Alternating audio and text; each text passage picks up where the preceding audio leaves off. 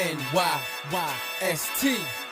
This is New York, Yankee sports talk. Swinging for the fences, knock it out the park. This is New York, Yankee sports talk. Christian and Chris, of course SGR. This is New York, Yankee sports talk. Homie, New York, Yankee sports talk. Record, rain or shine, grab your shades and umbrellas. NYYST, you're hanging with the fellas. Welcome back. This is episode 353 of the NYYST podcast. We're live on NYY Underground. I'm your host, Christian, as always, joined by my co-host, Chris. You. And SGR. What up? How you doing? What's going on, fellas? Nothing much. How you feeling, bro? Happy birthday. Okay, that was yesterday. Okay. Happy birthday to you. Don't make it happy belated. Okay. I went to a Greek restaurant once, and that was the I don't think it was Greek. I think it was Mediterranean. And that was how they sang the happy birthday to you. You know, Greece is in the Mediterranean, right? Yeah. But it wasn't like your typical Greek restaurant. And you know the difference. Don't play dumb. Do they serve lamb? Of course. And it's Greek. Okay. Was your waiter named Stavros? Could have been. Okay. Okay. No, seriously, happy birthday, man. Yeah, happy birthday, bro. Big 4-0, dude. Yeah, Don't downplay it. Don't downplay it. Hey, what do you want me to say about it? I'm 40 now. Does anyone have the chat up? Oh, yeah. Let me pull that up, pal. Are we getting happy birthdays? Yeah, where are the birthday messages? Like and subscribe. Okay. So the last time I was in my mid-20s the last time the Yankees won a World Series. So that's my God, that's fucking disgusting. When you put it into context like that, man. Yeah. Holy shit, dude. Is that for real? 2009. So I was 26. You were a baby. 26. Yeah. So I was in my mid-20s. I'm now 40. The last time the Yankees won a World Series. All right. Yeah. Got some B-Day wishes. That's scary, dude. Medina, Mark, Ferraro. That is scary, man. Yeah. I mean, what we're doing here tonight, and if anybody, I don't have the chat up, but thank you, everybody. Has wished me a happy birthday. I had a great day yesterday. Took the day to just stay home with my daughter, which is exactly what I wanted to do on my birthday. And just spent some time with her because she's the most important person in my life. And, 40 is what 40 is, man. Like nothing has really changed other than now I don't know. It just feels weird to think about it, but this is 40. This is 40. All right. So nothing's going to change on this show. We're still going to lambaste the New York Yankees because this is Yankee fan therapy. Normally this happens after they get embarrassed in a postseason series, but this year they didn't even get that far. No. The season ended for the Yankees on Sunday. And before we get any further, if you're in the chat right now, live on NYYU, please like the video, subscribe to the channel. Okay. And if you're listening on Apple Podcasts, leave us a 5-star rating and review. That could be your birthday present to me. Okay. Let's get a rating up from these trolls that have, what do they call it? Review bombed us? Yeah, you could call it that, dude. Jerk-offs. Anyway, okay, so the season ended Sunday. The Yankees lost. Who cares? But they finished with 82 wins, making it 31 consecutive seasons, finishing above 500. Hang it up. Hang up that banner. Hang the banner. So unbelievable. Crazy. I knew it. I knew he'd get away with it. Doesn't matter. Nothing was going to change, right? Same old guys. Next week was supposed to start the yearly Keep 'em Dump 'em polls, but we have one that we're doing at the end of the show today because I felt that waiting another week would just be silly on this guy. And special shout out to Sophia, who's staying up late to watch the show tonight. Okay, she's going to be cranky at school tomorrow, but she's watching us right now. Okay. Your niece or cousin? Cousin, okay. Niece? Cousin niece? Okay. Yeah, I guess. Okay. She's like niece age, but she's technically cousin. Exactly. All right. So Okay. inappropriate behavior it will still happen tonight, even though we have young children watching. Absolutely. It's okay. Okay. Anyway, normally fan therapy is for us to let the raw emotion of the break of the elimination out.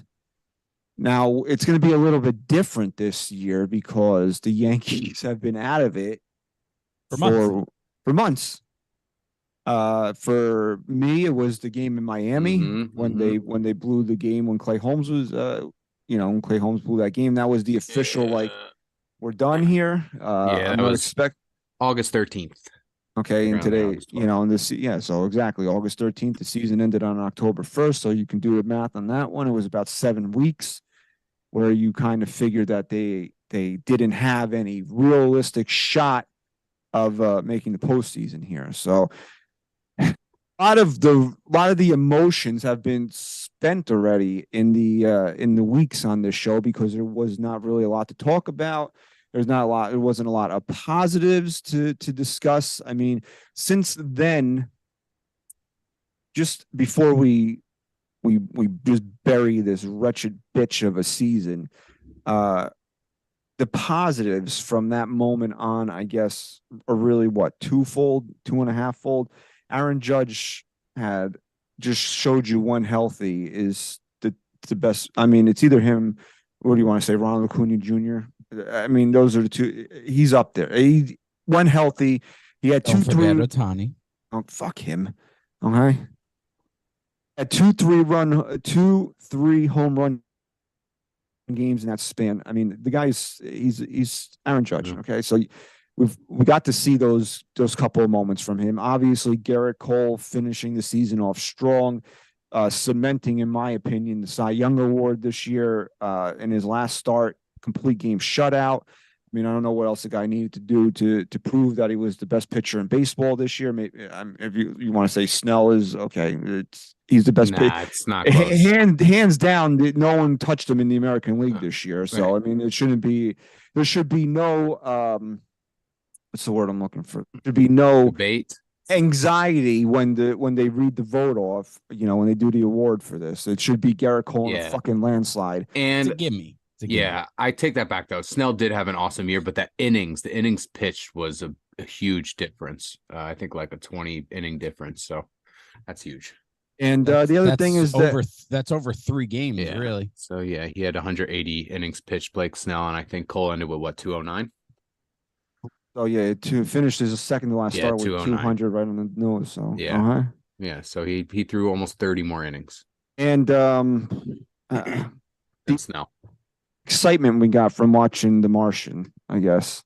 Yeah, but that was fun. We got a super chat here from Rich Squires. Okay, Rich Squires. Good name, okay. dude. Good name. Rich, you should be an author or for a journalist. For the Inquirer. Yeah, Rich Squires. Stevie Cohen has a bigger sack than Hal by firing his gun and manager. Firing his gun. Real quick before we go you any further on the Yankees, did you hear about Epler? Yeah, he resigned. Oh, he did resign? Well, there's investigations going on. Is that why he resigned? I'm imagining so. Apparently, according to Cuck Martino, Epler's under investigation for doing a little fugazi things with the injured list. Something we suspect of the Yankees here and there, but there are different stipulations around just throwing guys on the injured list. I'm sure it's easier for some guys to get caught than others. Yankees seem to be pretty good at it, but seems to be a little tomfoolery there over in Queens. It says here in the NY Post, in a stunning development, Billy Epler resigned Thursday as Mets general manager amid an ongoing Major League Baseball investigation into alleged improper uses of the injured list. So yeah, that's what was going on there. Guess what? He was just saying people were hurt. I mean, that's everyone does that. Everybody does that. We all we all know that. Like the Yankees needed a roster spot for Jason Dominguez, and magically Billy McKinney's back just started to. Hey, maybe it's in the name. Billy. So back to the super chat. Has this guy firsthand seen that Steve Cohen's are bigger than House? Has he firsthand Maybe. seen this? I Would don't know. you- We might have to do would an you blame him? investigation. No, what? I don't know. I'm just Billionaire, saying. dude. So Hal's not a I'm billionaire. not gonna go there. Hal's cheap, remember? Yeah, okay. Because if you're going to make a wild statement like that, you should have some sort of proof. You're calling the guy's manhood on the line here. Right. All right. We got another super chat in there from our boy Ra. What's up, bro? Fellas, Ah, fellas, if the Yankees lose out on Yamamoto, would either of you consider Blake Snell or a reunion with Monty? I don't know. I mean, Blake Snell had success in the AL East. I don't know. They're gonna need pitching. I don't think Blake Cashman's Snell. gonna he's gonna backtrack on Montgomery. Yeah. Blake Snell is the typical guy you overpay for that comes here or goes anywhere on a big contract and it just falls apart immediately. I just don't see Blake Snell coming here with the amount of money you're going to have to pay him. I just don't see him coming here and being anywhere near the Cy Young guy he was this year. Yeah, his contract's up. He was on a 5-year, $50 million contract, so you expect that he's going to want another 5-year deal. How old is he? He's, oh, God. No, he's 30. He's 30. So, yeah, interesting. 30? Yeah, he's 30. Oh. 30-year-olds. I don't know. 30-year-olds are born in the 90s. Okay. True. He's seen all the Yankees winning seasons. He's Okay. never. This year, okay. I don't really know what exactly where we should start other than to say this, right? And I guess everybody just take a few minutes. I'll start here and everybody just take a couple minutes uninterrupted and just like get your feelings out about what this season meant and wherever it takes you, right? So, I guess my biggest takeaway here is just how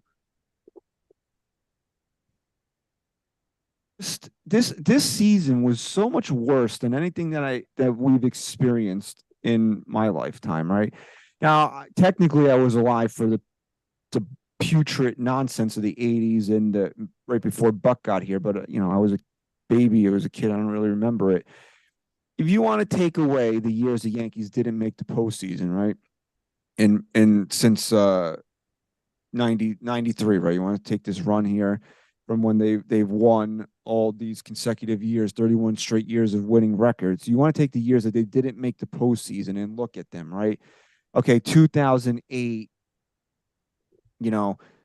we had the old stadium. We were saying goodbye to that, so you were emotional about that. You were kind of almost like, whatever. You had the hope, the new stadium coming, so it kind of washed that away. Then 13, you were saying goodbye to Mo. 14, you were saying goodbye to Jeter. So these seasons as they went on, you look at some of the names that were in the lineup slot in those years. They were, I mean, Jesus.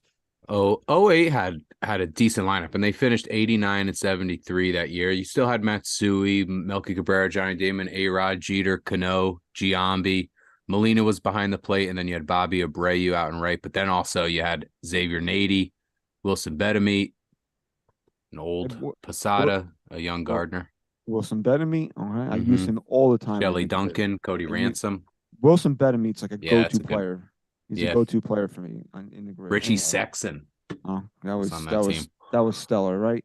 So even though 08, you wanted to watch all these games because you knew you were never going to see another game. 2013, you kept watching because you knew you were never going to see Mariano Rivera pitch again. 2014, you kept watching because you knew you were never going to watch Derek Jeter play again. 2016, the Yankees, they sold, but then they kind of got hot, and you were clinging to this next group of guys, when Judge came up and Sanchez and Tyler Austin. So, and there was a little bit of hope there. Didn't they force retirement out of A-Rod too? So you were still watching with that. They forced retirement out of A-Rod. Remember, there was a big thunderstorm during his pregame ceremony that they had to cut it short. So those seasons had kind of like these distractions, right? And the Yankees, they were.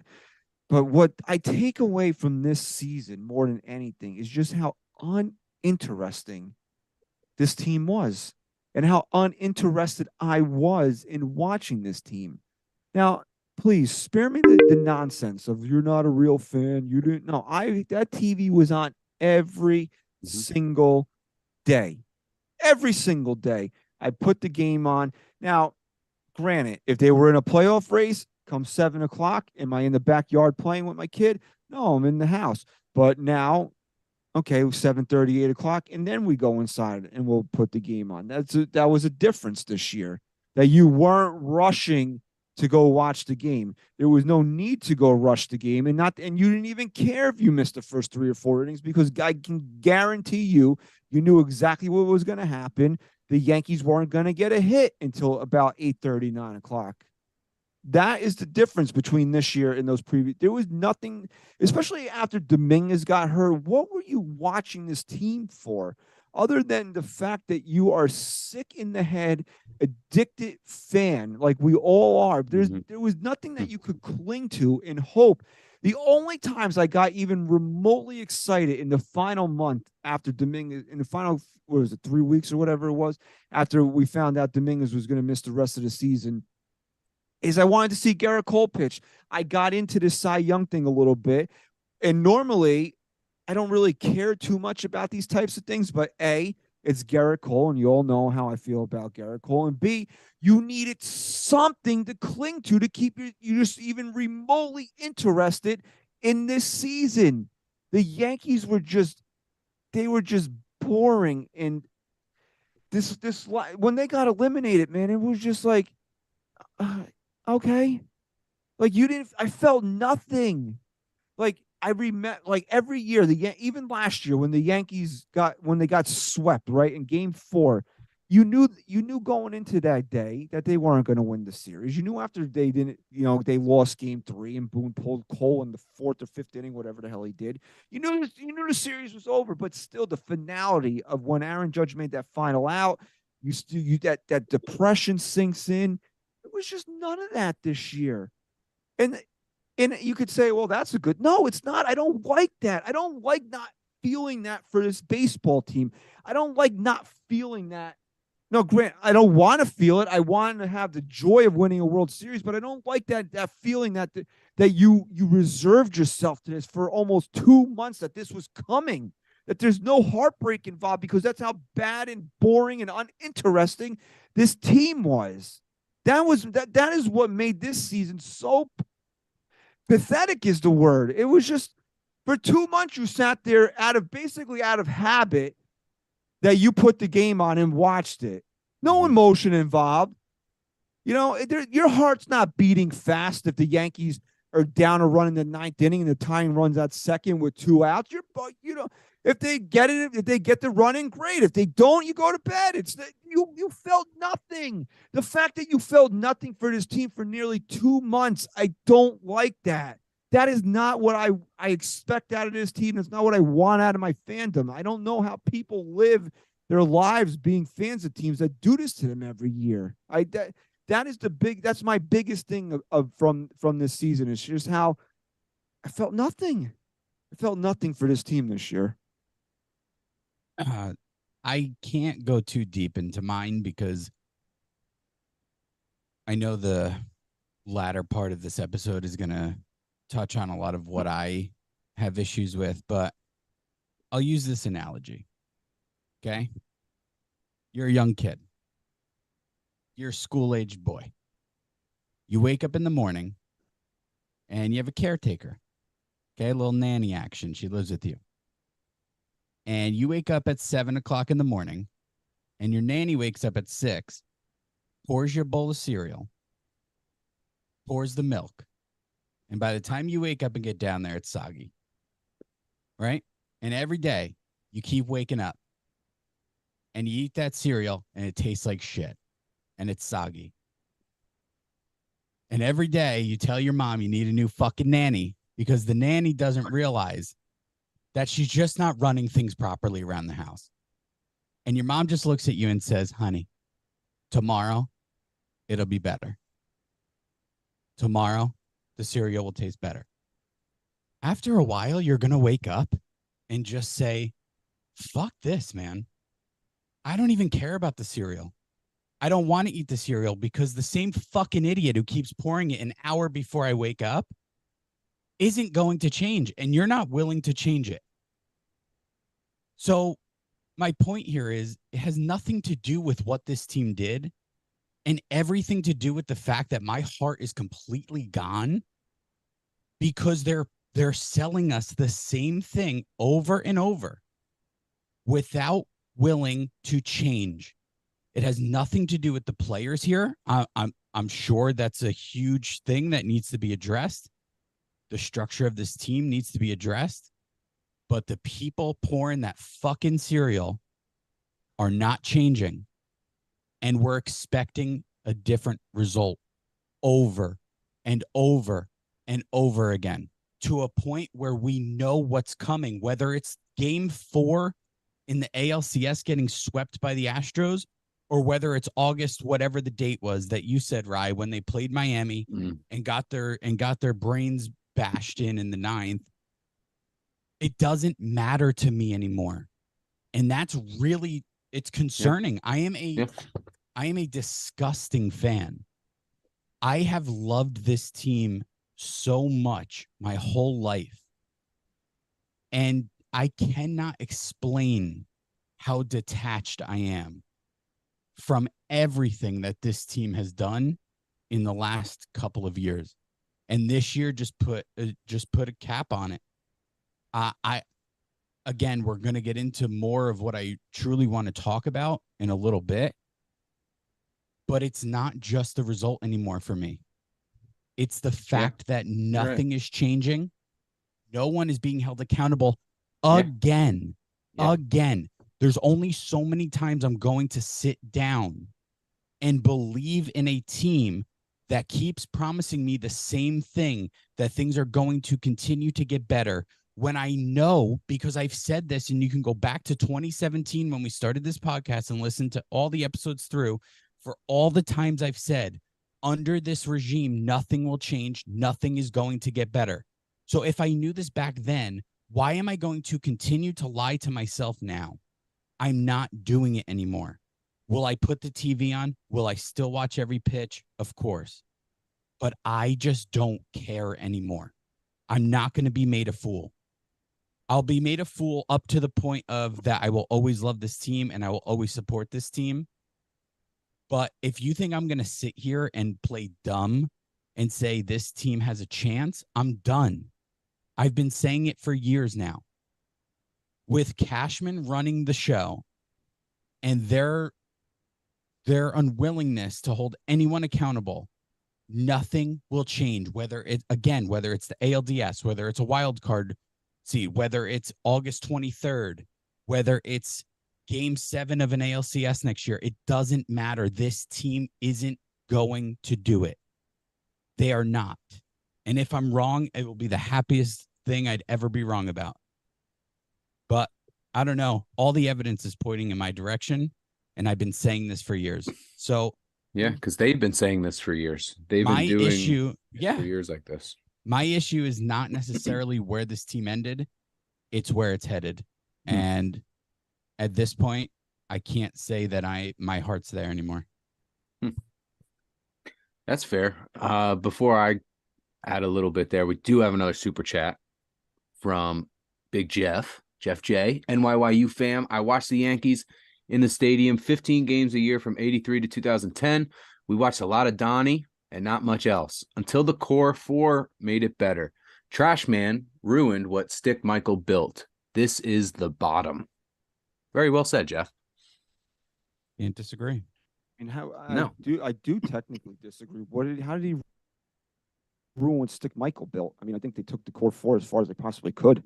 He has just not had has not. Well, I been guess maybe able the momentum that he's stick just Michael. not been able to build his own core. Is what I Right. guess you could Yeah, say. he the did. problem He is. right. Yeah, he wasn't able to. Well, mimic really, that. the better way to articulate it is that he didn't carry the legacy of how this team was structured and built after George Steinbrenner was gone. Yeah.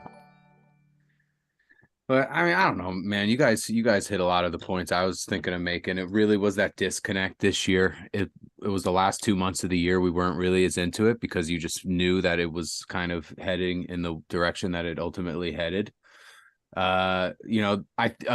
Chris, your point with how, the lack of accountability that they showed all year, it just became so frustrating. You'd watch these games and you'd watch the press conferences after. You're just like, damn, how do they really believe this? It was that delusion that they kept pushing out at us, and that kind of like victim mentality of blaming everything but themselves was really, it was like the last thing I really wanted to hear again this year, because it's been years now of this where they come up with reasons why they didn't get it done, whether it's the Astros cheating, whether it's Benintendi and LeMahieu going down, it's whether it's the fans booing. It's just there was way too much of a lack of accountability, and it was really eye-opening this year because it looked like they were heading into a direction of being like every other team and not the team that we all fell in love with, the team that is the Yankees and everybody else. And they stopped buying into that for some reason. That was the way it was growing up with this team up until 2010. Really, it was with Jeter. It was if you don't win it all, it's not a successful season. But they're finding success. They're hanging up banners that they've won. They've gone over 531 straight years. Think about that. I mean, it's the Yankees, and they're celebrating winning more than 81 games this year. It's just, that's not what I want. That's not the banner I want to hang up. And if it's not the World Series, then it's a failure. And for them to not kind of push that mantra this year and to kind of push it back a little bit, saying, man, the league's super competitive. We just want to make it. We just want to get in there. And then if you get in there, anything happen. No, that's not the Yankee way. So I think really this year they solidified that they are drifting away from what made me fall in love with the Yankees. It's just that winning mentality. I mean, yeah, they backed it up for a lot of years, but not since 2009 they haven't backed it up. So it just changed. Not to cut you off, but just to bring up a point that you've been saying for a while, and I think it really hits home on what you're saying, is it almost you've been saying for a while now, it seems like the Yankees put the uniform on and just assume that that it's greatness. And it's like they kind of think that the rest of the steps are just going to follow in place just because they have pinstripes on. And it's like, when it's been this long, you start to realize that, like, it's not just, you don't just put pinstripes on and fucking rainbows and butterflies fucking shoot out of your ass. You got to go out there and live Earn your up stripes. to, yeah, man. And it's like it's almost like they don't feel like they have to earn their stripes anymore. Yeah, that's a great way of looking at it. That's what you've been saying. Yeah, no, that's I'm just complimenting myself, I guess. But no, it's just that is, and it's like the approach, it doesn't seem like they're having as much fun. When they are having fun, it seems like it's at the wrong times to be having fun. I don't know what that's all about, but it seems like they're just not that team. And I know I said this a few times now, that I just loved their winning mentality of just, if you don't win it all, it's a bust of a year. And they've gone away from that. As far as this season goes, there's not much to touch on. How many times did they put out a lineup that you were just absolutely disgusted with? Aaron Judge showed that he is the most valuable player on any team just by not being able to play.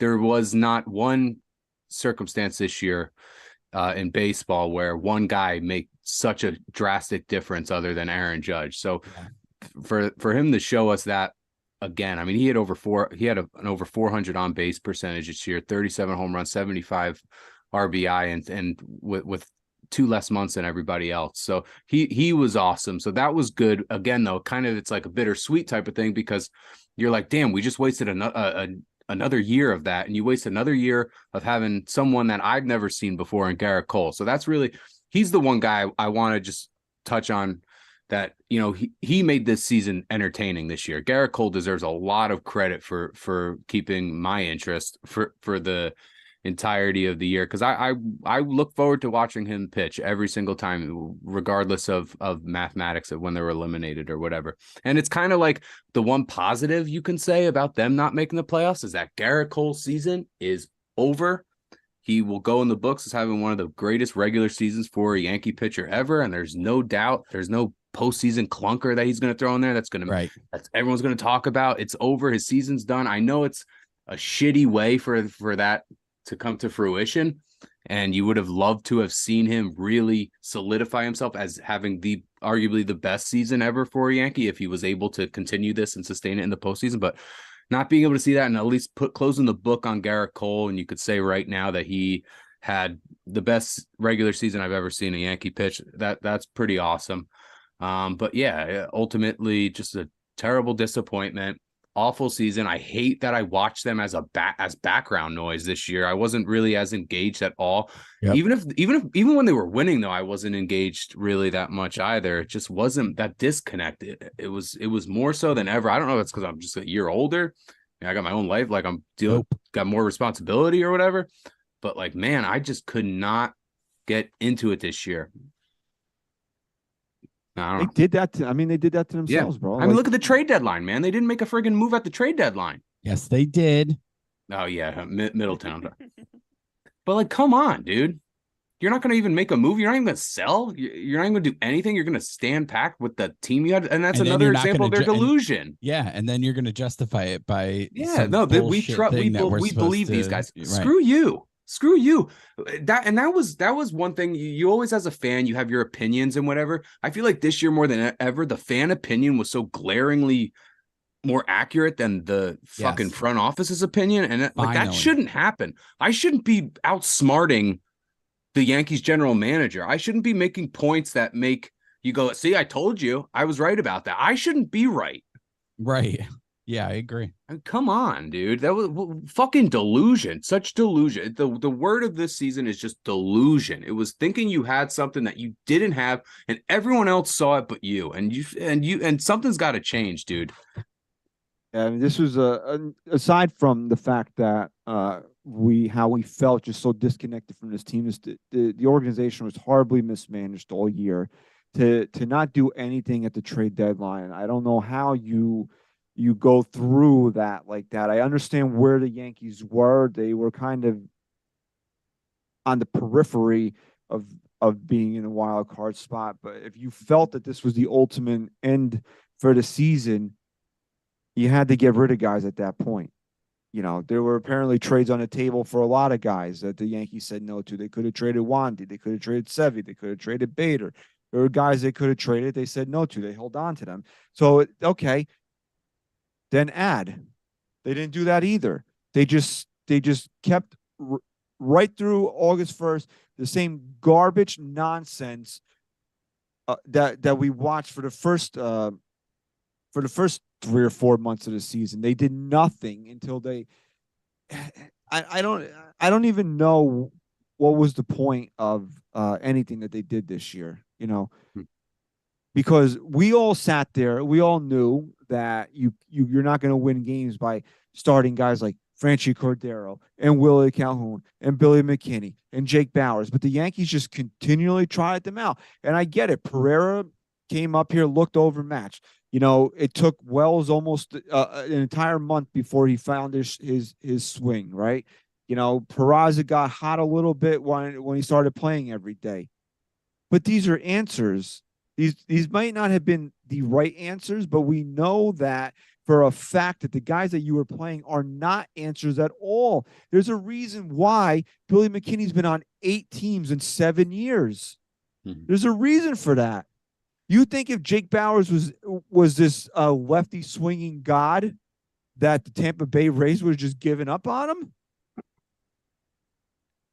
You know what the problem is? What? This is our seventh annual Yankee Fan Therapy episode. We've been doing this for 7 seasons. What's it called when a movie is the movie's timeless. Like a Yeah, movie could holds be up. made in 1968 and it Timeless. still holds up in 2023. Mhm. You would say it's like it's timeless, right? It holds up Sure. in any decade, any year. My biggest issue is you can probably, and maybe I'm wrong, but you could maybe outside of 2017, because we weren't expecting much, because we were apparently going through a rebuild, right?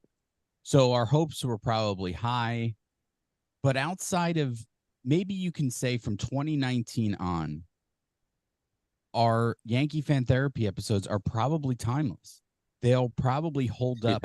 In 2019, if you go and listen to that episode in 2019, it probably holds up today. And that's a huge red flag for me. And with each year, and here's the other thing, with each year that passes and the closer you get to now this episode in 2023, the more it holds up.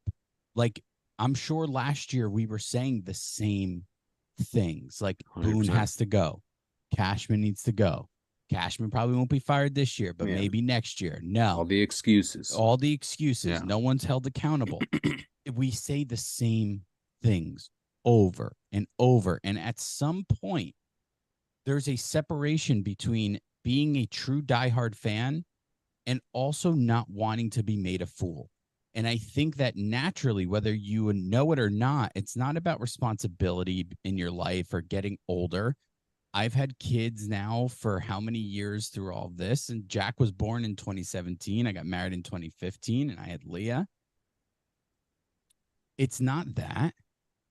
It's that with each year that passes and this team tries to just gaslight you and make you a fool, that you just get to a point where you naturally are disconnected, that you just don't want to be a part of it in that way anymore.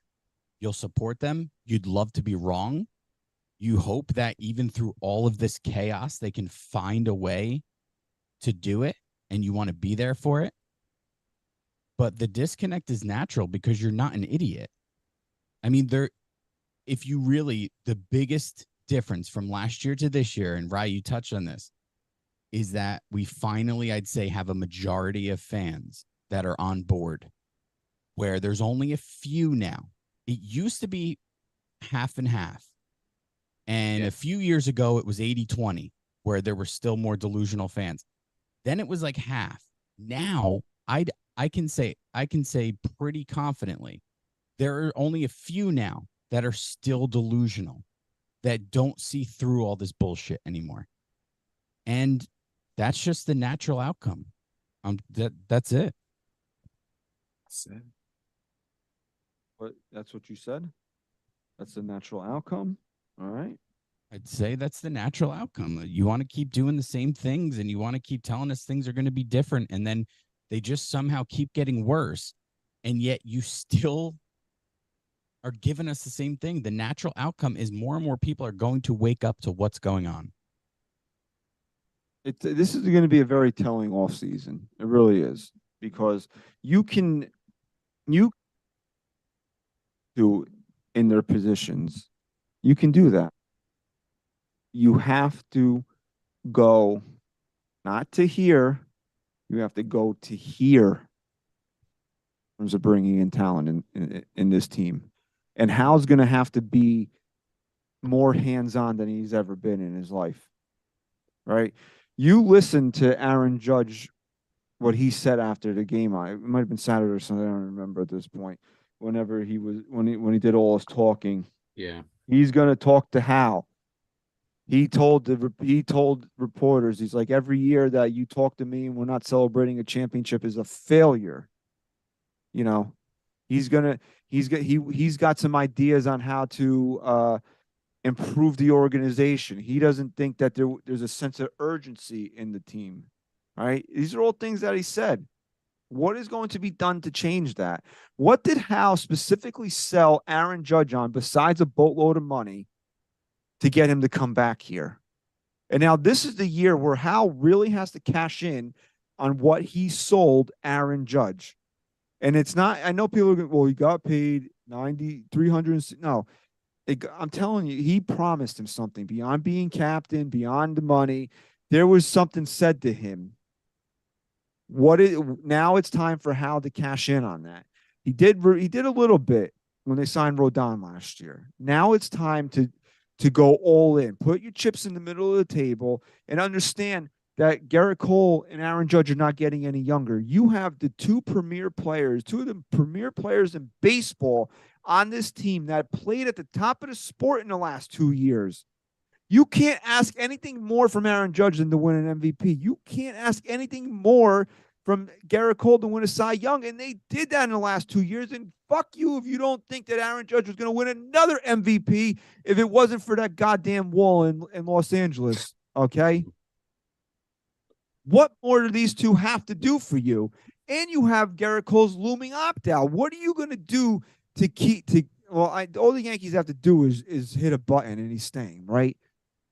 Yeah. We all know it's going to be a strictly business decision for Garrett Cole anyway, because it doesn't make any sense for him not to opt out to get the option picked up anyway. But that's neither here. What are you going to do to make your investments pay off? You know, is there a number that the Yankees say, no, Yamamoto's, that's too much for him? Well, why'd you fly across the world to watch this guy pitch then? If you did that, then you're telling me there's no number that you won't go to get this guy in pinstripes. But now, how do you what? Don't go you ahead. think the issue starts with what you said in the beginning, that Hal needs to step in? That's not Hal's job. It is Hal's job. He hires someone to he what? Boss, isn't he? Yeah, I understand that. And that's fine if he wants to say sky's the limit. Whatever I don't know what his issue is with not firing Brian Cashman. I don't know what it is now at this point, because after this year and seeing how all this money has been wasted, the guy deserves to be fired. We all know this. He won't get rid of him. He's doing internal audits. He's going to watch. He's going to scout Japanese pitchers. He's signing his own star players, but he won't get rid of the guy. Right? Nope. Now, if you're going to keep him in place and let him do the things that he wants to do, like find a fifth starter that had a 9 ERA and bring him back to respectability, fine. Then do what you need to do, because really if you really think about it, how it was hard but also easy to be a general manager under George Steinbrenner. You knew all you had to do was go out there, spend money, and get the best players, right? So now how if Brian Cashman's giving you pushback on it, say, no, this is what we have to do to win. You wanted me to watch this guy, we're signing him, that's it. We don't have any left-handed power. We need Cody Bellinger on this team. Okay? If not, Brian, get fucking creative, bro. And don't bring me back Wash Donaldson. Things that have to happen. This team needs to be improved somehow. Let me ask you a question, and I want an honest answer. No, don't give me an answer that your heart wants to give. No, I will not. Give me a realistic answer. Yes. Do you honestly, are you that much of a fool to believe that any of what you just said is going to happen? What, that they're going to sign Yamamoto? I think that's a very distinct possibility. Oh, and that makes them a World Series team? No, that alone doesn't make them a World Series No. What team. I'm saying is they are going to make all the impressive to the moon. I don't know. I don't know. If you're saying I don't know, then I'm sorry. I just you are still one of the brainwashed. My brainwashed. I need to fucking see. Believe. I don't know how many more years do you need to see it? How many more years? What do you mean? How many more years? Has it ever been this bad? It does matter. It's just worse now. Matter. It's just worse now because we're a year later. No, like it's been the same thing No. every year. Every fucking year, dude. No, it's been the same thing for us, but has it been the same thing for Hal? Yeah, has it? Because guess why? Everyone's still here. Right. And I'm telling that I don't understand his issue with that. But when is he going? Is now the year that he's going to finally say, I'm going to take the reins of this thing? You can all have your jobs, but I'm going to do it myself now. Did it get Then that why bad keep for them? him? But then why keep them? That I don't know. That I can't answer for you. That I cannot answer. I don't know why. Maybe he did something that Brian Cashman saw him do that he wasn't. Look, that is the only logical explanation I can come up with. Every year that the Yankees don't lose is the same thing to us, but the Yankees still. You hear the YPM talk. Same thing to them too, because you want to know why, Christian? Nothing has changed, and until something changes, not in player acquisition, until something changes with the people who run this organization, I do not believe that anything will change drastically enough for them to become a World Series contender. Well, what if they get everybody that they need to get in the offseason? You don't think that they can win the World Series? If that truly happens, pick something over the next week by next episode. If the Yankees sign Yamamoto, okay, trade for a closer and trade for Juan Soto, you don't think this team can win a World Series next year? So let's do this. I'll give you a full week. I want you to dedicate. I don't need a full week. I want you to dedicate 20% of your days from now until our next episode. If the Yankees do that by the end of the offseason, I will literally do whatever bet you want. I will do it, and I won't even hold you accountable to do something if they don't. You're gonna shave one of your eyebrows off live on the pod. That's fine. I'll do it. I swear to God, I'll do it. Just one though. Fine. No problem. You mean to tell me that if they make those acquisitions just because Cashman and Boone are still here, you don't think that they can win a World Series? If they are going to do that shit, look, I think it goes. Answer the question. Answer the question. I think they have a better chance? Absolutely, but I think it goes beyond talent. I think it goes way beyond the talent here. I think it is deep. I think it is so fucking deep that we can't even comprehend how bad it truly is. That the nurturing of these players, the preparation, the injuries, I think it all comes down to something in the philosophy of this organization that they are refusing to change. So yeah, do I think it gives them a great chance on paper? Of course. But I thought this team had a much better chance. We all had them winning the division, didn't we? Vegas had them as the fucking favorites. I know Vegas has them as the favorites every year. Okay, but what I'm saying is I know players went down, but to be as bad as they were with a Cy Young candidate leading the way. We knew that this team offensively was not very good. Bro. We knew that they did not do anything to improve the one major weakness that this team had. Let's leave it at this. And that was the offense. I will at least be extremely impressed with the New York Yankees. And I will say I was wrong about a lot if they go on and do that. But I'm going to put my money where my mouth is. So just make the terms clear. A closer of any caliber, I'll even give you any caliber, a closer that they are getting serious with, trade for Soto and get Yamamoto. I will literally shave one eyebrow live on the podcast. That's how confident I am, Christian, that they will not even come close to that. Not even close. You don't think they'll do anything? I think they'll get Yamamoto, maybe. That's about it. You just want to be living in your own misery is what the problem is. Bro, it's not that anymore. See, that's what it used to be. Oh, that's when I had heart. That's when I cared. I don't even care enough to want to live in my misery anymore. I don't care. This team is not going to make me a fool again. They are delusional. They are delusional. Nothing is changing. For you to even have the hope is, hey, good for you. I wish I still had it. I wish I did. I need to see what Hal's going to do this offseason. Why am I not allowed to see that? Why am I not allowed to? Because the one move that he was responsible for making, he's not going to make. And that alone puts me at a point where I don't need to see anything else. Well, I need to see him just go on an absolute fucking bender this offseason. And if he doesn't do it, then if he gets coked up and he fucking does everything that you said, you're onto something. Then I'm in. Yeah. And I'll shave the eyebrow. If I need to see if he cares as much as we do, because he can keep his regime in place, but he has the power to make sure that the talent acquisitions are made to make this team better. He has that power. He's the fucking boss. Right. Hey, Ryan, dude. you can keep your job, but I'm really going to be the one running shit now. You're the cuck now, Brian. You're the cuck. Yeah. And if we go through this off season and Juan Soto gets traded and it's not to the Yankees and they put a line in the sand on Yamamoto and they do these little ancillary bullshit things without getting a superstar, then I'll be there with you. But I want this off season. I want Hal to You finally promise? prove to me once and for all whether or not he's got it in him. You promise that you'll be there with me? Even Yeah.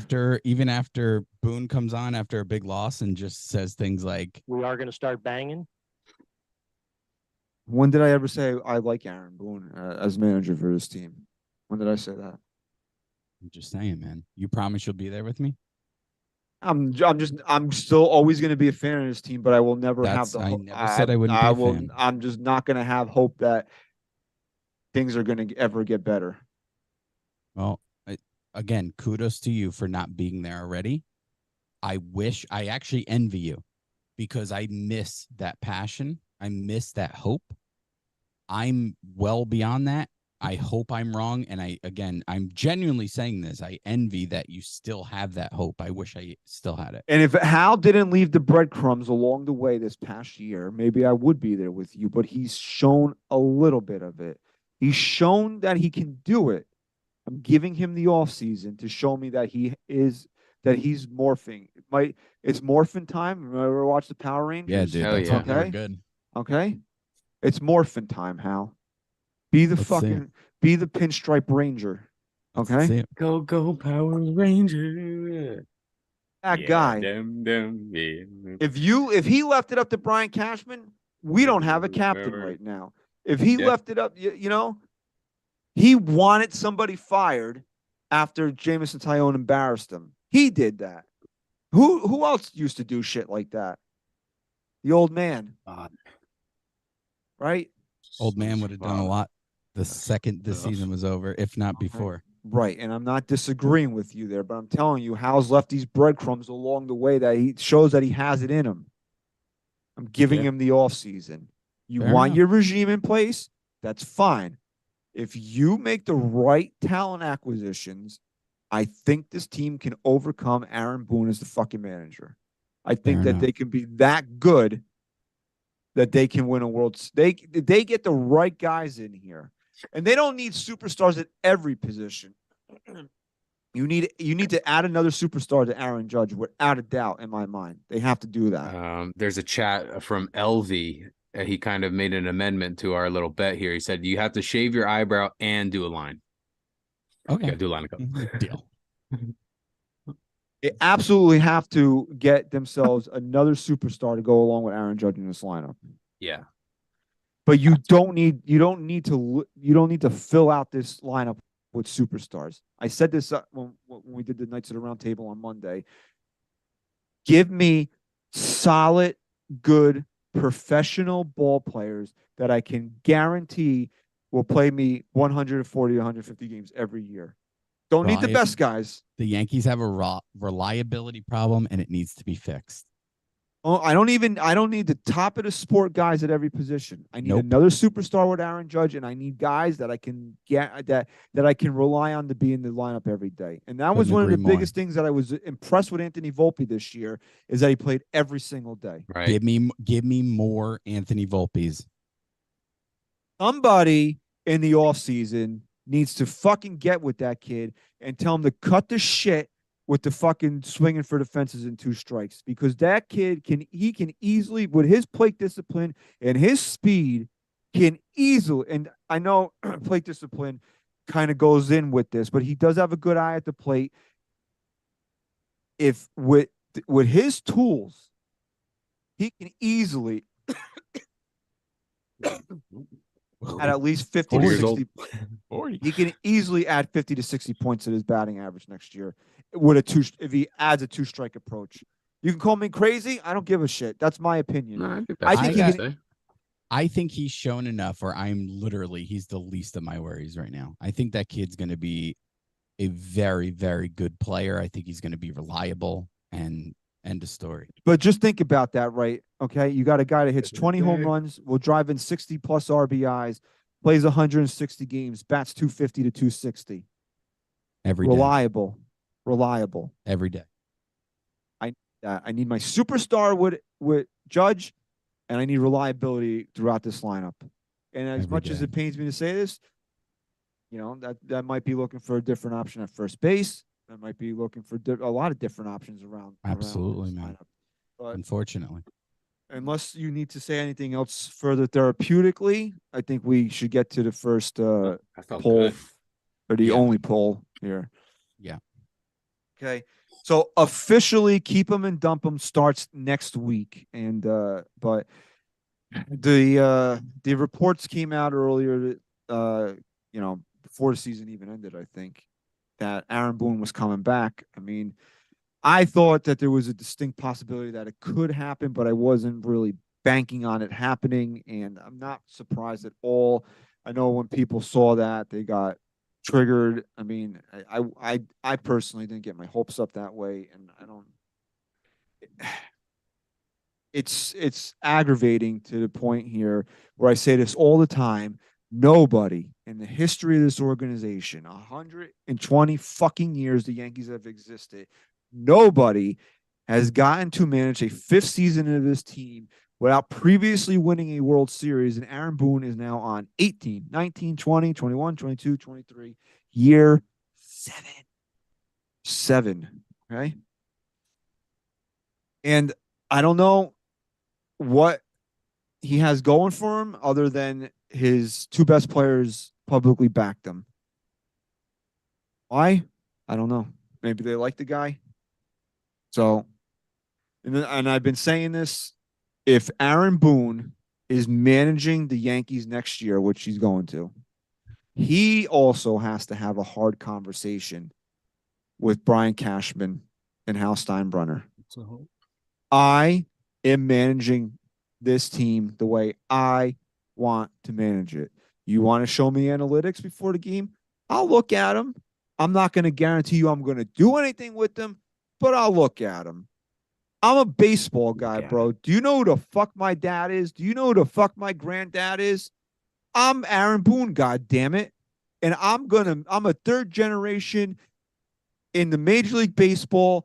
I bang a Playboy Playmate every night. What the fuck are you doing? I need that attitude to walk in, dick swinging in the fucking clubhouse. That's the guy I want managing this. This is the guy I want managing this fucking baseball team.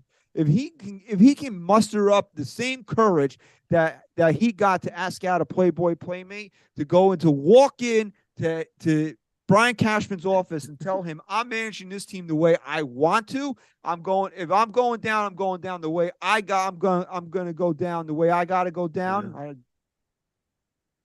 Fine. Let me see that Aaron Boone. I don't want it. I prefer somebody else manage this team. Just prefacing that with this. But if he's going to be here, let me see who Aaron Boone is as a fucking manager. Not who Brian Cashman wants Aaron Boone to be as a manager. I suggest everyone do this. Everyone watching, if you go on Spotify, Apple Podcast, while you're there, leave us a 5-star rating and review. But I encourage everyone, because I'm going to do this tomorrow. I can't wait. I'm going to watch last year's Yankee Fan Therapy. I will almost bet my life that some iteration of what you just said was said by all of us, or at least one or two of us last year. Literally, this same exact idea of if Aaron Boone's going to come back, which he's going to, he better tell Cashman, this is my team. This is it. Statistics. Again, I'm here for it. I'm sitting here. I'm listening. Not gonna happen. We've been saying it year after year. What needs to happen? It doesn't. I said this months ago. If the Yankees weren't going to, because again, if you fire Boone, it's all optics, right? If Cashman's staying and Boone's going, it's for optics. And the only way you maximize the optics is firing him mid-season. That would have fired up the fan base. Yankees actually care. whatever. That would have been the time to do it. And I said explicitly in an episode, maybe two, if they don't do it in this during the season, they will not do it at all, no matter how bad it gets. They will not fire him. And here I am once again. Somehow, I'm really not that smart. I haven't really followed the team that closely this year. Yet I'm dead on. How? How did I predict that? How? Years of practice. Years of being fucking fooled, man. Mm-hmm. Years of being fooled. Boone's coming back. Because guess what? They want him back, guys. Spoiler alert. Nothing's going to change. Nothing. And so, I don't know, though. If you're not getting rid of Cashman, then I don't see the point, like you guys are saying. And on top of that, Garrett Cole came out and said he wants Booney back as well. Yes, he did. I know Judge They did. got paid a bonus, him and Judge. I hate that this is how I feel about it. But if the captain and the best pitcher. All right, hold on. Just hold your. Are you voting right now? Oh, yeah. I thought we all just did. All right, hold to that for 1 second. Okay. Pause. Oh, so the first official keep him dump him of 2023 is Aaron Boone. Okay, let's look at his progression through the years. Okay, you want to see this? Okay. 2018, Aaron Boone was a 63.1% keep. 2019, Aaron Boone was a 90.2% keep. What was it in 2018? Sorry. 63%. Okay. Now the tide's turning a little bit on Aaron Boone. 58.4 keep after 2020. And then it really, the bottom dropped. That was COVID pity too. It was like, come on, guys, short season. Yeah, well, I remember saying that. I didn't want anybody fired off the COVID season. I didn't think it was a fair valuation. But then came 2021. The Yankees didn't win again. And 80.1% said to dump Aaron Boone. Last year, that number went up to 84.5% to dump Aaron Boone. And then this year, if the poll finished at 73.1% to dump Aaron Boone. So I don't know if maybe people are just voting with what they know was going to happen. But no, I'll tell you what it is. Overwhelmingly, it's still the fan base wants Aaron Boone out of here. I'll tell you what it is. It's people waking up to the true problem. So what Christian says all the time is just even if Boone isn't the root cause, it doesn't mean he should keep his job. He hasn't done anything to keep his job. But more people than ever, you can't argue this, have woken up to the fact that Brian Cashman is the true cause to all the issues, the philosophy from the top down. And I think more people, that has actually caused a few more people to be sympathetic for Aaron Boone in saying that it's not his fault. I think that's exactly what happened.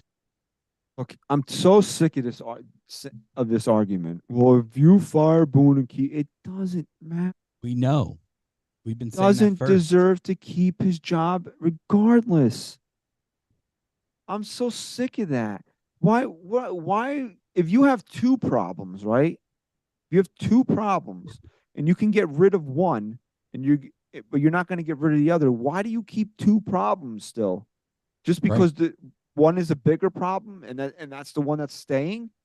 It doesn't matter. What has Aaron Boone done to show you he deserves to be manager of the New York Yankees? Right. What has he done? Right. I feel like I was with in 2018 and 2019. I was there. Booner for Boone. That was us. Yeah. And then we watched the guy progressively get worse as time went on.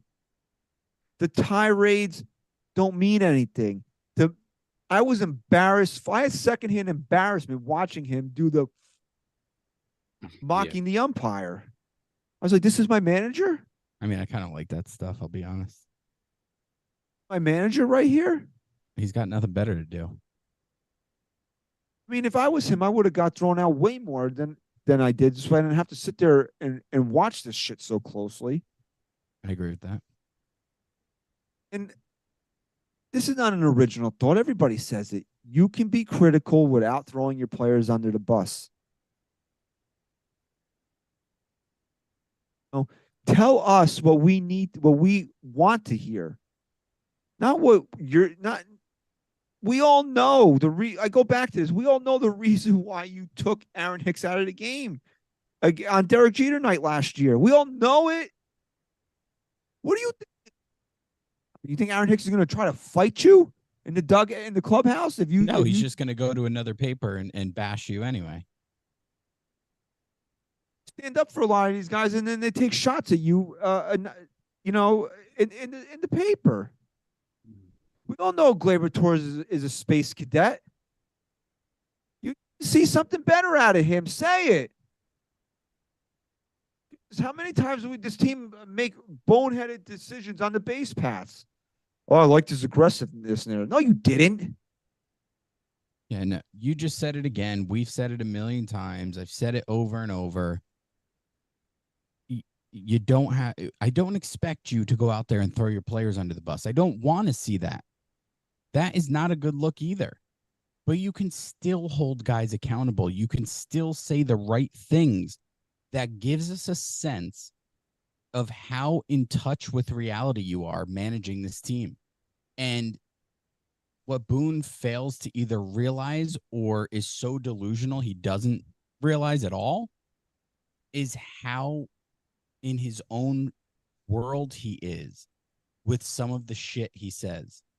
And that has been, look, there's a lot of things to critique Boone on. I think when he first got here, he had a better sense of how to get the most out of his players, regardless of the philosophy of the team, regardless of who got injured and who came up. I think Boone had a really good handle on getting the most out of his guys. And I think that was more of the naive, I'm a baseball guy doing things my own way. And with each year that he's been here, he's been more and more controlled by the top. And I think now there's nothing you can say that justifies him keeping his job, whether it be Cashman still being here or not, because I'm on board with that. I get it.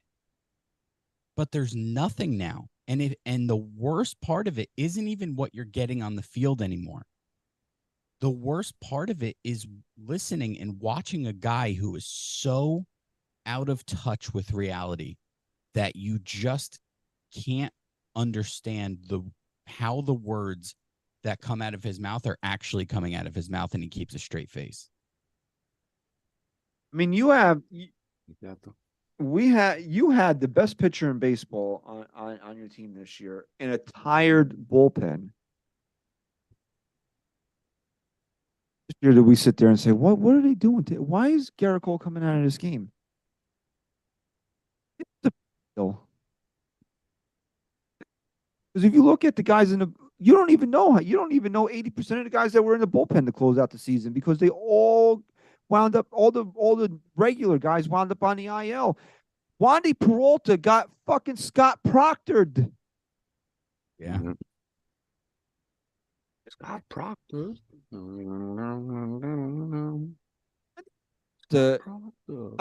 Wandy Peralta probably calls up Scott Proctor for counseling. Like, hey, bro, how'd you deal with this? You deal with this. Do you think he talks to Torrey too, just to get the perspective of the manager?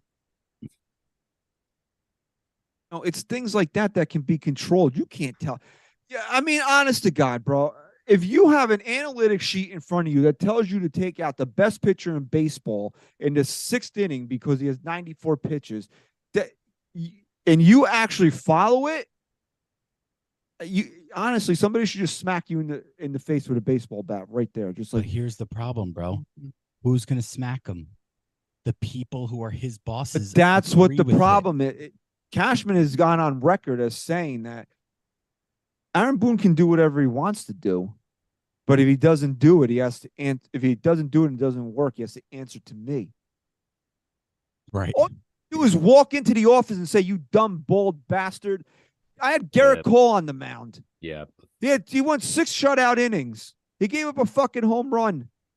Who cares? That's the right move 10 out of 10 times. True. Right move is not always predicated by what the end result is. You can make the right move and still have the wrong result. Just like you can make the wrong move and get the right result. Is anyone watching the halftime show right now on Prime? It's on my TV while they're doing a Buckus I tribute thought here. that was John Fetterman Oh, on the panel with them. I'm not seeing it. They're just showing video footage now. Probably Go like get it. behind or Might have whatever. been Urlacher, to be honest. Yeah, probably was. Probably was. It's got a little Fetterman vibe to him. It's a neck. Oh shit. All right, so somebody just commented on when Pete tweets out the show, it says no to Yamamoto, right? This guy said no to Yamamoto, gonna too bring much this up. money, too That much money suggests- towards starting pitching. And then in the very next sentence says, get Otani. Well, he's technically not a pitcher this year. What's wrong with everybody? What is wrong with people? There he is. It's so funny. It's hilarious. Shohei Otani on this team. I'm sorry. I might be in the minority on that one, You and I know that definitely are. Definitely. I don't want Shohei Otani on this team. You're crazy. Let him. I'm crazy. He wanted nothing to do with New York 6 years ago. Nothing. Yeah, I'll still take him. Nothing. Gimme. Give me now. We're afraid of trading for guys because the spotlight is too big for them here. He straight up told you the spotlight was too big for him here. Yeah. And we're going to go give him $500 million. So we got to vote. Do we even Okay. have? Do we even have to vote? Like, do you think we made it obvious enough? It is Well, I don't know. unequivocally 100% no-brainer dump on Aaron Boone. I don't care what your reasoning is for keeping him. You're wrong. Wrong.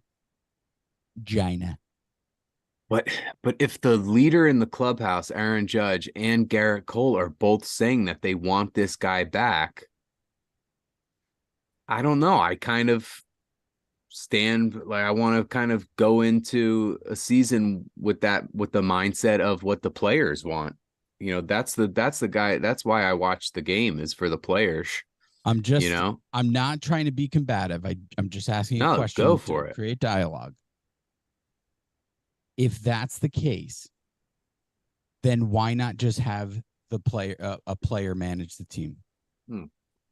It's more about the fact that a manager today is considered, I would say, and a lot of others I think would say, is considered more of a figurehead, is more of like the spokesperson for the team rather than someone that's maybe in charge of the everyday operations. And if you have the clubhouse on your side, then that's a huge piece, because when you get the locker room, that's kind of what I feel like that's like the main goal for a manager, is to get your team on your side. And if the captain and Garrett Cole are both saying they want this guy back, then they must have some sort of respect for Aaron Boone, unless they're lying and they're just, saying what they think he wants to hear to not make it awkward. And then behind closed doors, it's something else.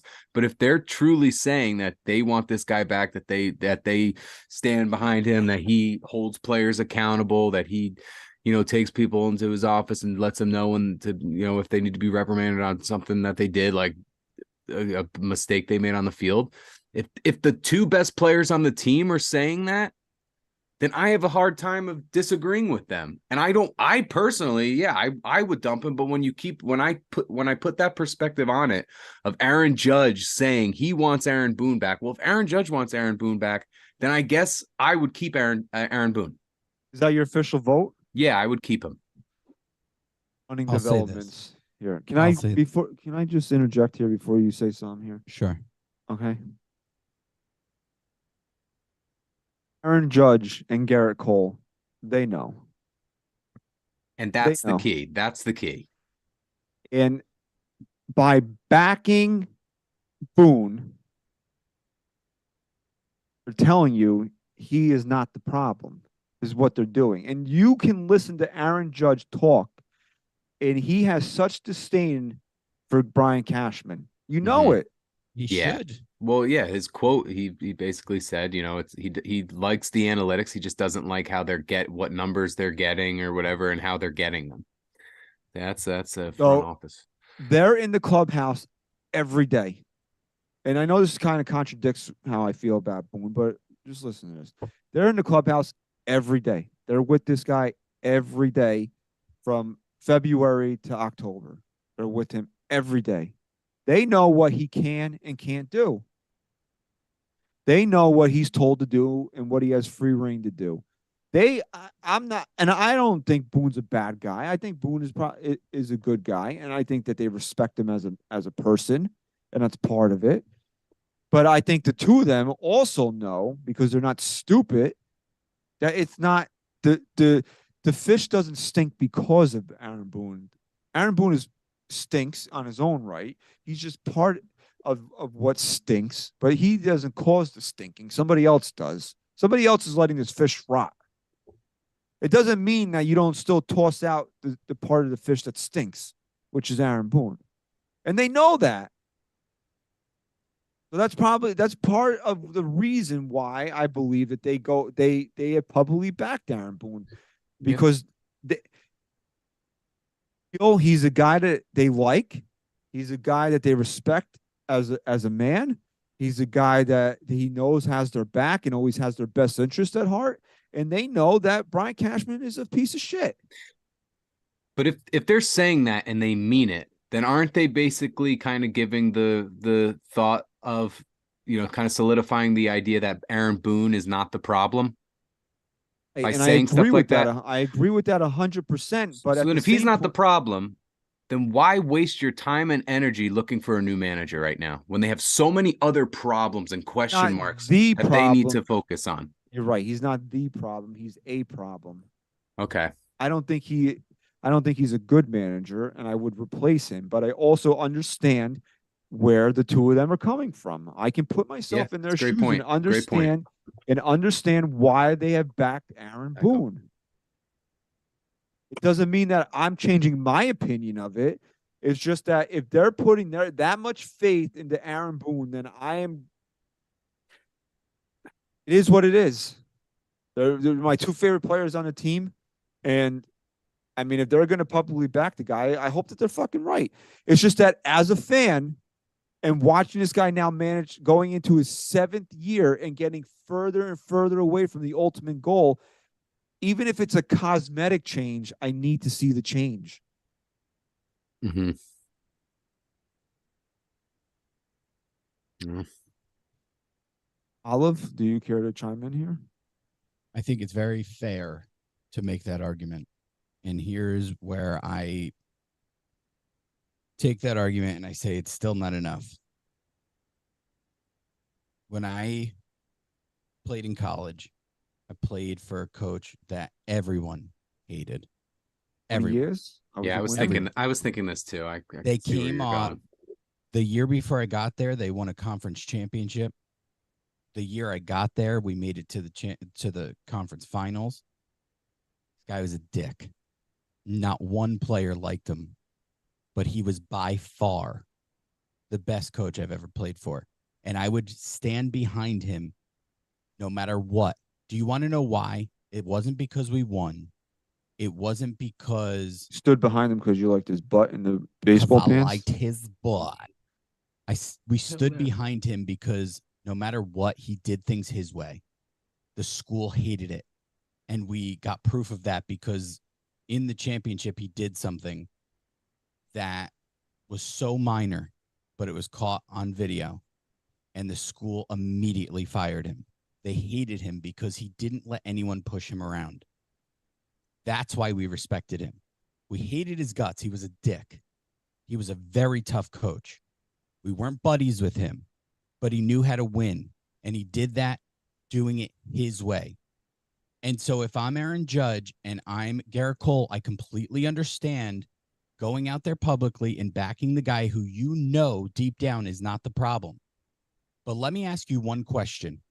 If Aaron Boone went out there this year or the year before or this upcoming year and said, fuck you, Cashman, I'm doing shit my way as of day one, and the Yankees ended the first half 20 games over 500, and he continues to say fuck you to Brian Cashman and fuck you to the analytics that you're handing me, I'm doing shit my way, are the Yankees firing him? Are the Yankees firing a winning manager regardless of what he's doing against their will? Brian Cashman might. So here's my thing. If that happens, then the proof is in the pudding for you guys. Then we know it's not Boone, right? Then your proof is right there. But if you want to back your manager, I'm all for it. But in the same breath, stop being pussies, say what you need to say, and sit down with Boone and say, look, Boone, we just had your back. Now you're going to have this team's back. We know you have it in you to do shit your way and to make us a winning team. You owe us that now. Well, how do you know Aaron Judge hasn't said that to him? Well, fine. I'll give him that because I know Boone's going to be here. Right. So let's go with your philosophy here. Boone comes out and he does things his own way. Finally, it's not going to happen. But don't sit here, Judge and Cole.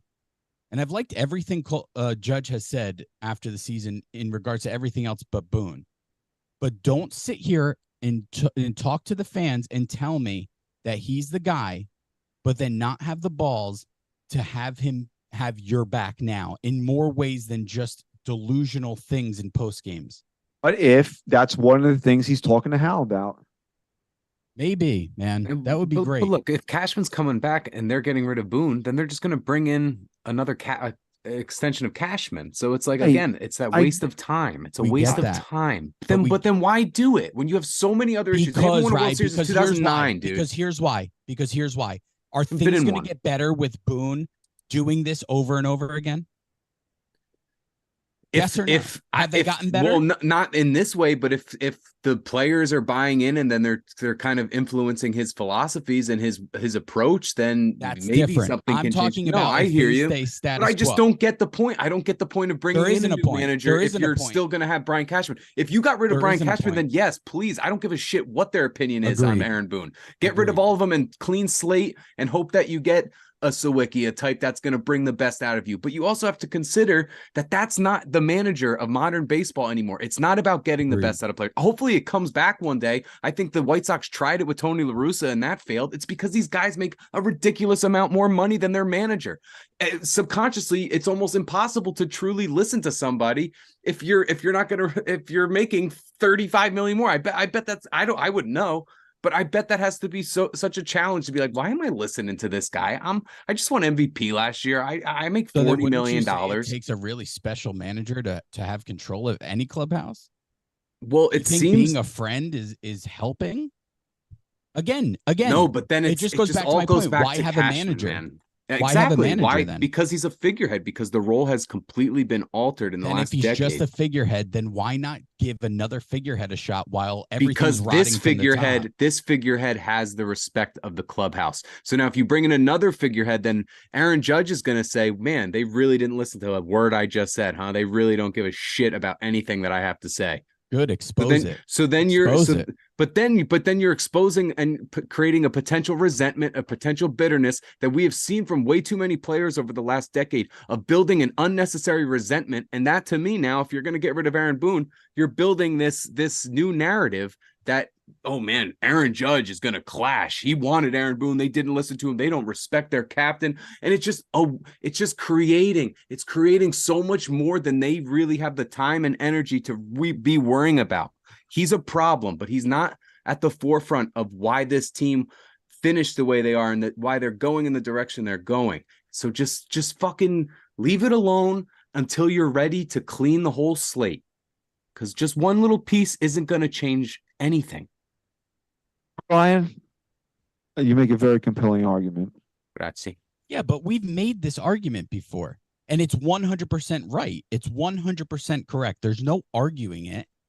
But the point right now, my point. No. That's the thing. I get that. We've been saying that over and over. What Ryan just said is 1,000% correct. We know this. My point is maybe, just maybe, you get a guy here who Cashman thinks is the next Aaron Boone, but he's not.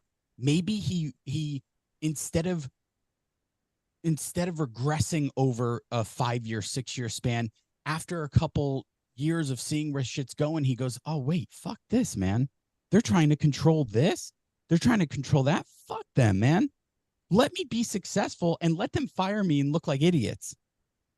Like, I'm sorry, but for me, Boone is just a fucking, he's the definition of a cuck right now. And I don't want to cuck in my fucking managing my team anymore. You talk about respect of the clubhouse, right? I don't want respect in the clubhouse anymore. You want to know why? Because exactly the argument you're making, that it's not the manager. So why should I give them the benefit of having this illusion where the clubhouse is in order? Fuck that, man. I'd rather a guy come here and make it chaotic as fuck while the chaos is behind closed doors so that it's all exposed. If you're keeping Boone at this point, you are in your logical argument, you are 1000% correct. I'm not arguing with you.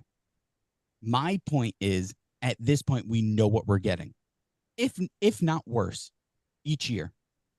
So why not say, fuck this? I don't care about respecting the clubhouse anymore. It's not getting me anything. It's getting me kicked out of a season in August. I don't want respect anymore. What I want is Hal to be so exposed. Well, let me steal a page from your playbook then. Do you really see the Yankees doing any of that? No. So then, so that's what it comes down to. The point of the keep them or dump them. Yeah, is logically, I can't make an argument to keep Boone. I can't. Do I think it would solve absolutely anything? No. But if you're asking me keep or dump, I cannot make a logical argument, even if my two best players say to keep them, even though I loved your argument, even regardless of everything else. I think that if you're going to argue Boone to stay, that's the only argument to have. Okay. Independent of Brian Cashman, do you think Aaron Boone has done anything to? You kind of cut out there, but I know what you're saying. Independent of Brian Cashman, let's take him out of the equation. Just on a surface level of Aaron Boone as a manager, has he done anything that he deserves to keep his job? No. If you asked me this 3 years ago, I'd say yes. He came in last. They came in last place. 3-4 years ago, I'd say yes. Second to last. Right now, fourth place. It was fourth. Okay, don't do that. Absolutely not, man. That's the point, and that's the point. So it's a dump for me. It does. I mean, I hate that he it is what it is, man. Okay. Players didn't like Girardi. They got rid of him. They got their pal in here, and they get further away every year. Isn't so that maybe a great point, though, right there? Yeah. Why'd they get rid of Girardi? Because why would you get rid of a guy if you're signing this guy who keeps losing over and over and keeps getting worse in Aaron Boone? Why'd you get rid of a guy who took what was supposed to be a rebuild to Game 7 of an ALCS? That didn't. I mean, look, at the surface and at the time, you can say, okay, maybe he was going stale. Maybe it's time. It's a new team, new manager. Fine. But now you keep signing a guy who keeps failing worse and worse. And you look back to that after 2017, you say, and they didn't sign the guy who got him the closest they've been since. The stars didn't align on that because they should have gotten rid of Girardi after 2016 and just started the new regime with a new manager. They should have. There's nobody happy. Brian Cashman can sit there and say, "Oh, cheated. We didn't." Nobody is happier that they didn't make the World Series that year than Brian Cashman because he would have never been able to get rid of Joe Girardi after a World Series appearance with that team. Would have never been able to do it. That's all he wanted. That's all he wanted. Oh, unfortunately, as much as the players may like Aaron Boone, I don't like Aaron Boone as a manager. I don't like him at all. So, I mean, I understand Ryan. I mean, it's an excellent argument, man. Like it's what this show is. It's like the compelling, thought-provoking arguments that are being brought to the forefront here. And unfortunately for me, it's a dump, man. I wanted Aaron. There's nothing more than I wanted than Aaron Boone to work out. It is not working out. Okay. There's ways that Aaron Boone can be a cuck puppet and still would have wanted me. What? I feel like that was a new phrase you just coined there. Cuck puppet. He's a cuck puppet. He's a cuck puppet. He was the puppet. He's the cuck. Now he's the cuck puppet. He could have been that and still warranted him keeping his job, and it's just not happened. So, It. I mean, I want to read because this comment just frustrates me. Right? Two dumps and a keep. It's fucking funny. This motherfucker says that I'm so emotional. How is New York so big for Otani? He didn't want to come here. Yeah, there's didn't literal wanna evidence, come man. here. Literal evidence. Does Dude, your family I sleep? they can't hear me. Look, Really? look. I appreciate the fact that you're watching along here and you're part of the show. And maybe I shouldn't have called you an MFer, but dude, he didn't want to come here, bro. He literally, Brian Cashman would have sold his grandmother. He would have human trafficked his grandmother to get Shohei Otani here. Shohei Otani did not even return Brian Cashman's phone calls. Why am I the only one that knows this? Why doesn't anybody get, whenever Shohei Otani is brought up, why doesn't this bother anybody? Like it bothers me. Maybe It bothers it's me, but I'll take him now. I already had Tommy John twice. What do you think this guy's going to be here? Dude. Ooh, now is now his you're perfect really time. some. Did someone say two Tommy John? Yeah, I get it. This is what we talked about with Yamamoto. The Yankees.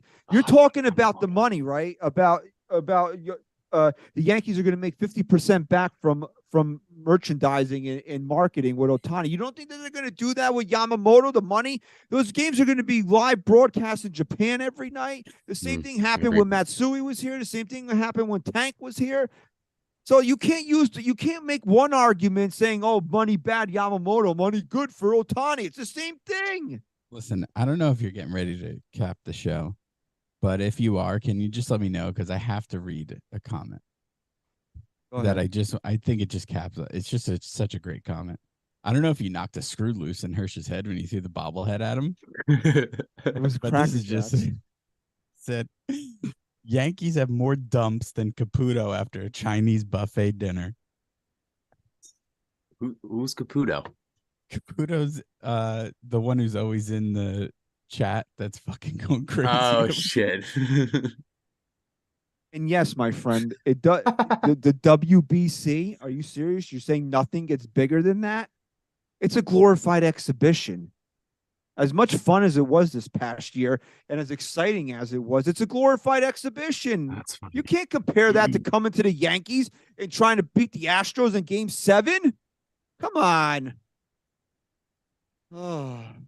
Look, Shohei Otani is a one-of-a-kind talent, right? Nobody's taking... I have never come on here and told you that Shohei Otani sucks.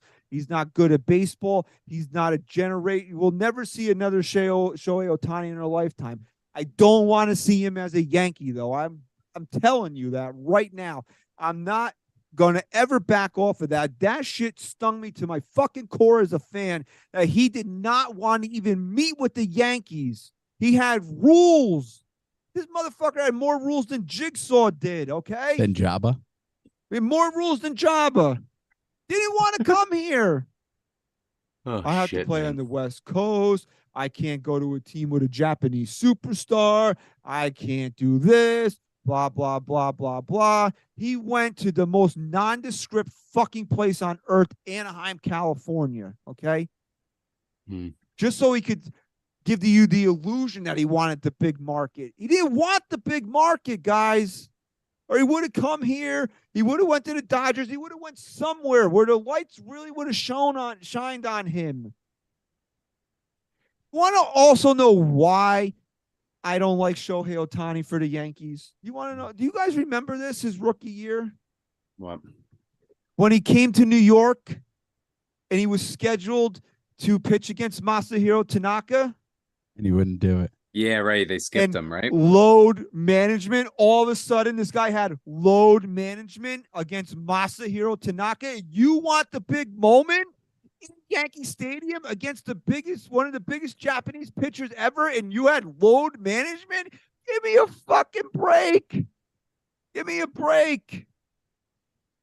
Oh, yeah, forgot about that.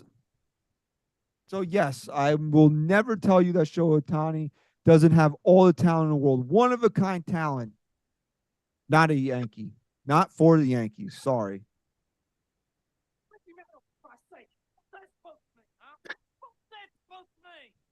Nice.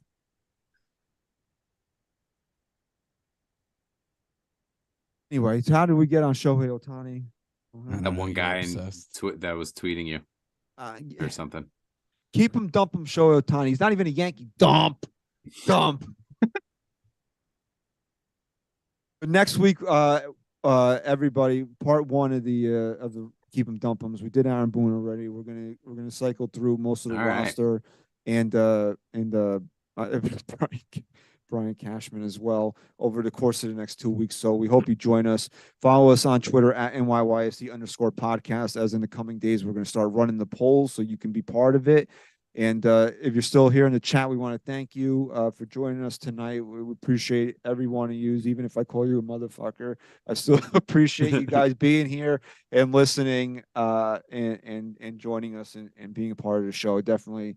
Will always appreciate you, even if you get my blood pressure. I'm 40 now. Don't get my fucking blood pressure up. Yeah, you gotta watch that shit, bro. All right. So we want to thank everybody for their continued support of NYYST and NYY Underground. Please like and subscribe on NYY Underground and leave us a 5-star rating and review on Apple Podcasts. Thank you very much for listening and watching episode 353 SGR. Go Yanks. Chris, say goodbye. Can't make a promise, but I do my best. 25 sitting on 25 racks. Just got started, no, we ain't done yet. Bought a new crib, that's a goddamn flex. Sign that check. Told them last year that I been up next. Can't take calls, but I send that text.